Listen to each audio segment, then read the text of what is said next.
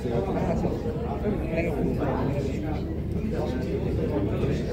to thank each one of you যারা এসেছে গণশত্রু press কনফারেন্সে।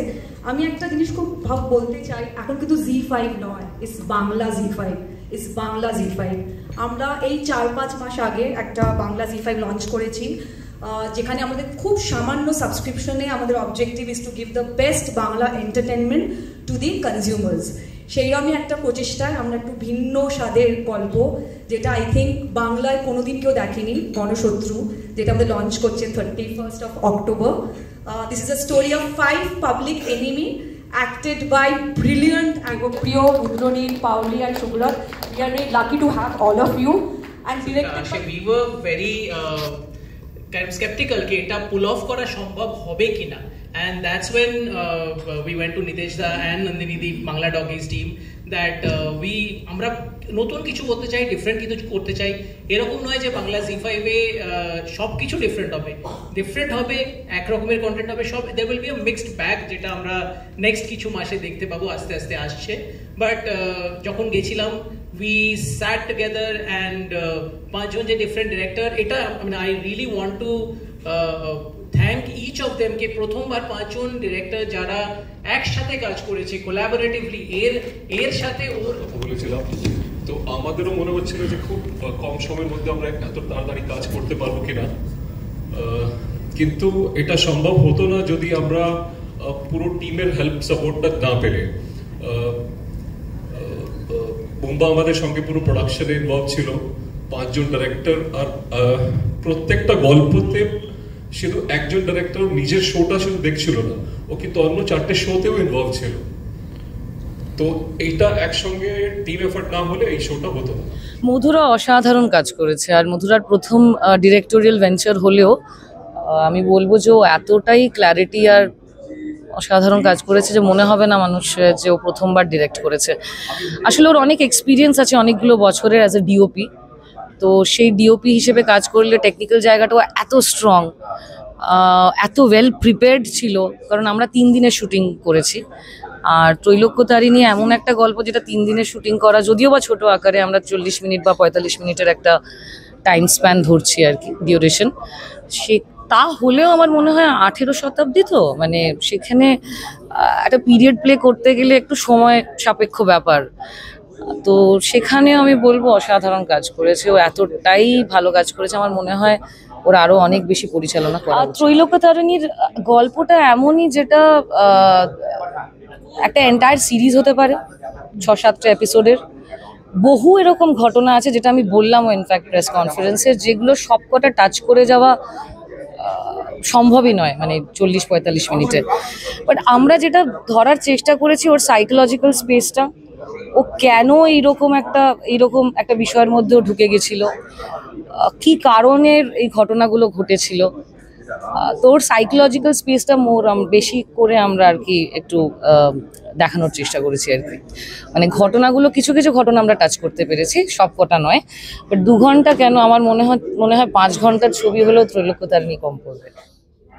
বা আমরা মিশি না, এড়িয়ে চলি, সেই চরিত্রগুলো জীবন্ত করে তুলতে যেমন একটু অসুবিধা হয়, ঠিক তেমনটাই অভিনেতাদের কাছে একটা বড় চ্যালেঞ্জ হয়ে ওঠে। আর এই চ্যালেঞ্জটাই যারা পিওর অ্যাক্টর, যারা অ্যাক্টিংকেই পুঁজি মনে করেন, যেটা আমরাই বুঝি বা ভালোবাসি, সেটা আমাদের একটা বাড়তি আকর্ষণ তৈরি করে এই কাজগুলোর ক্ষেত্রে। ঠিক তেমনই বাংলা Z5-এর এই গণশত্রু সিরিজের যে 5টি চরিত্র রয়েছে, সেই 5টি চরিত্রই কিন্তু দারুণ ইন্টারেস্টিং, এবং যে 5 জন অভিনেতা অভিনয় আমরা করেছি, আমরা এদের সঙ্গে মেশবার সুযোগ পাইনি।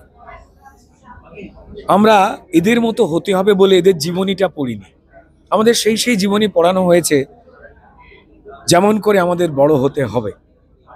অপরাধের পাতায় পাতায় যে চরিত্রগুলো নতুন সিলেবাস তৈরি করেছিল মানবিকতার বিরুদ্ধে, মানুষের ভালো থাকবার বিরুদ্ধে, যাদের রাস্তা লোভ, লালসা, রক্ত দিয়ে তৈরি হয়েছিল, সেই চরিত্রগুলোকে আমরা ঘুরেও তাকাইনি, কিন্তু আজকে তাকাতে হয়েছে। ফলত সেটা সম্ভব হয়েছে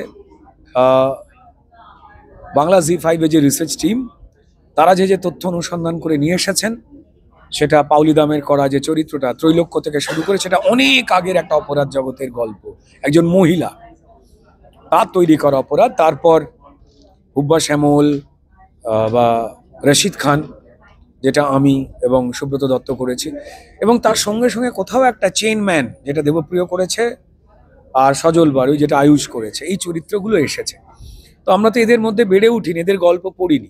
তো রিসার্চ টিম যে এটা রিসার্চ করে নিয়ে এসেছে, তারপর পরিচালক এবং চিত্রনাট্যকারেরা সেটাকে জীবন্ত করেছেন খুব সতর্কতার সঙ্গে। আমি থ্যাংক ইউ জানাবো বাংলা টকিজ এবং নিতেশ শর্মাকে, যারা এটা প্রোডাকশন করেছেন এবং তারপর কিন্তু আমাদের কাছে এসেছে। আমরা ব্যক্তিগতভাবে নিজেদের মতো করে পড়াশোনা করেছি যে একটা মানুষ কেন এমনটা হলে এই ধরনের ব্যবহার করতে পারে, এটা বোঝাটাই ছিল আমাদের দায়িত্ব এবং কাজ। বাস সেটা করেছি। হুব্বা শ্যামল যখন বলে যে যখন আমি আমার পৈতে কাঠ দিয়ে মানুষ মারতাম, গলা থেকে কোমর অব্দি আড়াআড়ি ফালা করে দিতাম, সেই রক্তগুলো যখন ছিটকে আমার মুখে এসে লাগতো, ওই গরম রক্ত মানুষের, আমার কাছে পৃথিবীর সব থেকে বড় নেশা ছিল সেটাই।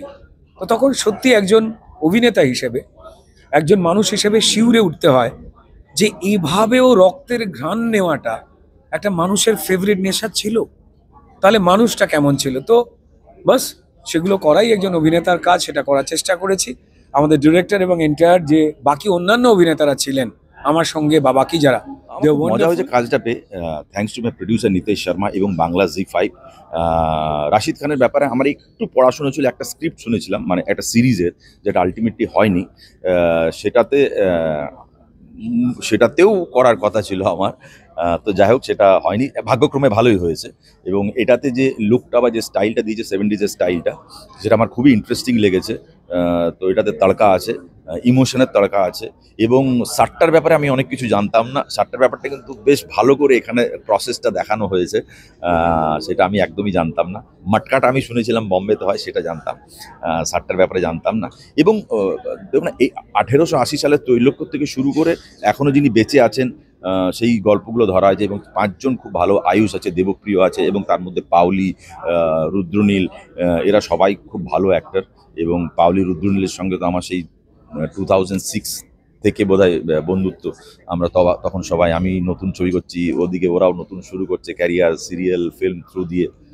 তো ভালোই লাগছে, আমরা একসঙ্গে কাজ না করলেও একসঙ্গে আসছি দর্শকদের কাছে। হ্যাঁ, মানে আমি যখন জাগান করছি পাগলের চরিত্র, এবং যখন গুঠলি লাড্ডু করছি ম্যাথরের চরিত্র, বা রক্ত চরিত্রে একটা মার্ডার করছি, মানে কিলার, এখানে কিন্তু চরিত্রটা একদম আলাদা। বাট এখানে লিটল বিট সোয়াগ আমি অ্যাড অন করেছি under the direction of my director Sayan Dasgupta. এবং আমাদের কাজ করে খুব মজা পেয়েছি। দুদিনের কাজ তো একটু মানে কি বলবো, প্রেশার নয়, একটু ফোকাসড হয়ে কাজ করতে হয়েছে, তো খুবই আনন্দ হয়েছে পেয়ে। I was very excited, very nervous also, because obviously একটা রিয়েল লাইফ ইনসিডেন্টের উপরে বেসড। তো সেখানে ভুল চুকের জায়গা নেই খুব একটা, যেটা ছিল সেটাই করতে হবে। সো সাইকোলজিটা বুঝতে হবে। But I had fun instead of seeing it as work. I saw it as fun. I think প্রত্যেকজন অভিনেতা তাই করে।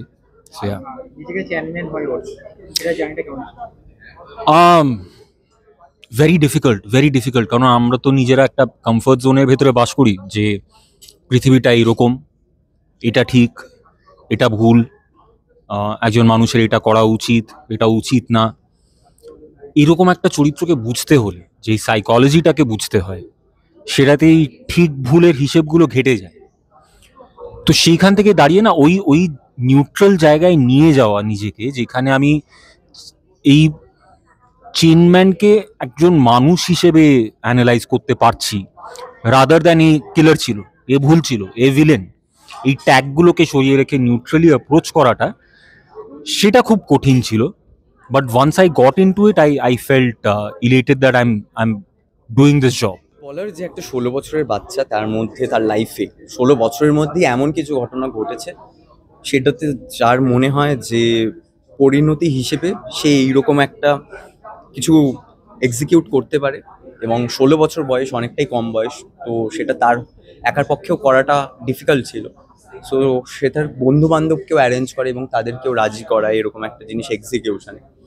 তো তারাও ওর মধ্যে কি চলছিল সেটা বোঝার চেষ্টা করে। আমার তো মনে হয় সেটা বুঝেছিল বলেই তারাও এটাতে সহমত হয়েছিল, কিন্তু চাইলেই সচেতন করতেই পারতো। বাট হ্যাঁ, মানে মানুষ ওটাই দেখতে পারবে। এখানে তো দেখানো হচ্ছে যারা ক্রিমিনালস রয়েছে তাদের পার্সপেক্টিভটা, যে তারা কেন খুনটা করেছে। এবার তারপর খুনিদের পার্সপেক্টিভটা দেখার পর অডিয়েন্স ঠিক করবে যে খুনির পার্সপেক্টিভটা কি, খুনি যে পার্সপেক্টিভে বলছে সেটা কি ঠিক। মানে দর্শকরাও যদি ওই রকম সিচুয়েশনে থাকতেন, তারাও যদি এরকম সিচুয়েশনে আসতো, তারাও কি সেমটা করতো, এটাই ভাববার। এবং এটার জন্যই আরও বেশি করে মানুষের গণসূত্র দেখা উচিত, কারণ এটা বাংলারই স্টোরি, বাংলারই ঘটে যাওয়া গল্প এবং খুব রিসেন্ট টাইমসেরই। এবং 5টা আলাদা আলাদা ক্রিমিনালস, 5 জনের আলাদা আলাদা স্টোরিজ, 5টা আলাদা আলাদা মস্তিষ্ক। এবং সব থেকে ছোট আমি, 16 বছরের একটা ছেলে যার মাথার মধ্যে এত কিছু চলেছে, সেইটাই এক্সাইট করেছে আমাকে যে 16 বছরের মধ্যে এত সঠিকভাবে একদম ক্লিনভাবে জিনিসটাকে এক্সিকিউট কী করে করলো। বাট যখন শ্যুট করেছি জিনিসগুলোর সাথে আরও বুঝতে পারছিলাম, মানে ঘটনাগুলো পড়েছিলাম বা শ্রমিকদার সাথেও কথা হয়েছিল। বাট যখন আরও পারফর্ম করছি, কিছু কিছু জিনিস থাকে যেগুলো পারফর্ম করার সময় আরও রিয়ালাইজেশনগুলো আরও অনেক বেশি হয়। সেটাই হয়েছে। আমার তো একটা অন্য রকমের এক্সপিরিয়েন্স যে এরকম একটা ডার্ক থিমের উপর এরকম একটা কাজ, এবং আমার তো প্রথম সিরিজ এটা। তো সেই জন্য আমি প্রচণ্ড হোপফুল যে সজল বারুইয়ের মাধ্যমে শামিকদার হাত ধরে বাংলা টকিজের সাথে, জি5 বাংলার সাথে আমি বলতে পারো ডেবিউ করছি সিরিজে। তো এটা আমার কাছে খুব বড় পাওনা। এবার দর্শকের কাছে চাওয়া রয়েছে যে দর্শকরা দেখুক প্লিজ, জি5-এ আসছে, জি5 বাংলায় আসছে গণশত্রু 31 অক্টোবর থেকে। প্লিজ দেখবেন, যেরকম ট্রেলারকেও ভালোবাসা দিয়েছেন আপনারা, সেরকমভাবে সিরিজটাকেও দেখবেন। আমাকে সায়ন্ত স্ক্রিপ্টটা পাঠালো, স্ক্রিপ্টটা পড়লাম, স্ক্রিপ্টটা পড়ে দেখলাম যে রশিদ খানকে ধরার জন্য যে পুলিশ এত বছর পরিশ্রম করেছে, নানাভাবে পরিশ্রম করেছে, সেই রকম একটা চরিত্র। এবং সেটা করার জন্য আমি ভাবলাম যে আমার কাছে যেটা সব থেকে বড় চ্যালেঞ্জ ছিল চরিত্রটা করার জন্য, যে আমি পুলিশ অফিসার তো অনেকগুলোই করেছি আমি, বেশ কয়েকটা, এবং সেটা খুব কাছাকাছি সময়কালীনের মধ্যে 1-1.5 বছরের মধ্যে বেশ কয়েকটা পুলিশ অফিসার করা। তো আমার কাছে এইটা সব থেকে বড় চ্যালেঞ্জ ছিল যে আমি এটা আলাদাটা কী করে করব। মানে কস্টিউম আলাদা হচ্ছে না, আমার লুক চেঞ্জ হচ্ছে না, একই রকম মোটামুটি হেয়ারস্টাইল, আমার গোঁফ।